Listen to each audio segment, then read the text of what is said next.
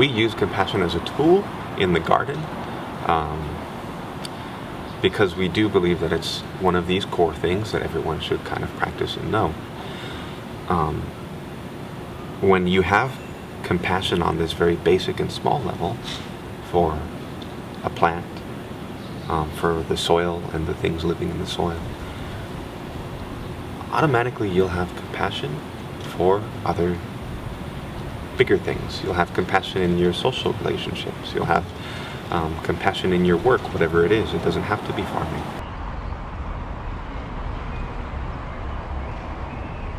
We don't kill any bugs. We let them eat as much as they like. We more or less let the weeds grow. The only exception is when the plants are very small that you're trying to grow. Sometimes the weeds can cause problems, so if they're fighting, we kindly remove the weeds. And everything in this earth is all connected in some way, and there's this cycle of things living and dying and helping, and it's more or less a symbiotic environment. You know, that's a natural farming principle, restore the balance.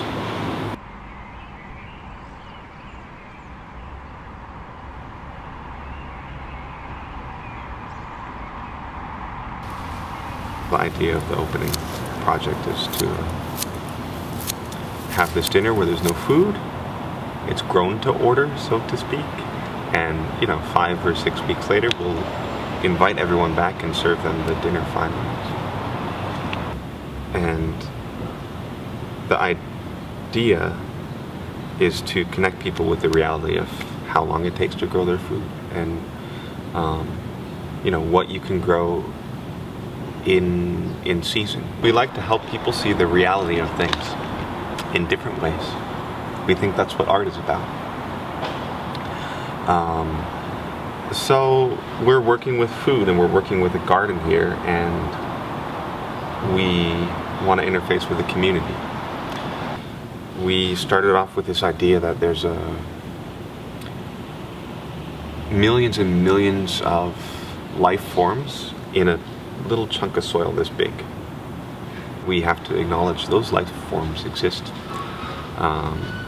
and at least say thank you. We're going to use you to try and explain the beauty of the soil.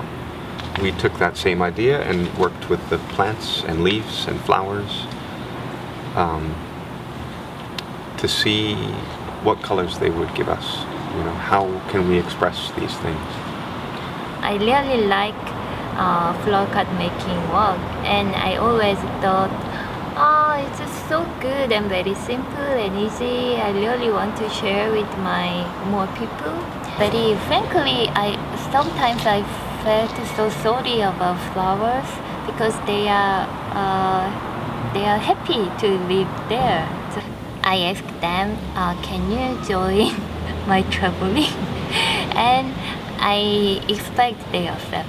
So they can travel with me, and they can show their beauty, and they deliver nature's beauty and meaning to more people. So I think that's also valuable thing.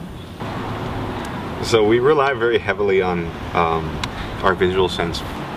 We close our eyes. We actually stood around this space right here, and we slowly tune into each sense one at a time.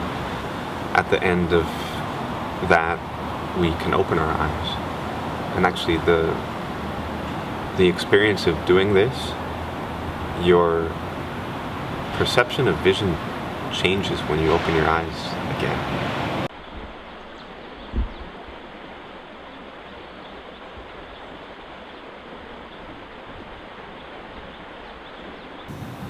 When we're disconnected, when we don't have a relationship with our farmers and the place where we get our food, where we don't have a relationship with the people who live around us, it causes so much harm. Connection, a relationship, and compassion we're fostering relationships between people and this nature, but also not just that, between people and people. I mean, that it's a very simple answer, but on the face of it, that's why people come here. They don't come here to find the meaning of life or something. They might come away with deeper meaning, but they come here because it's something that they think seems fun. So. And our dinner event, we want to show the process, the how can I say?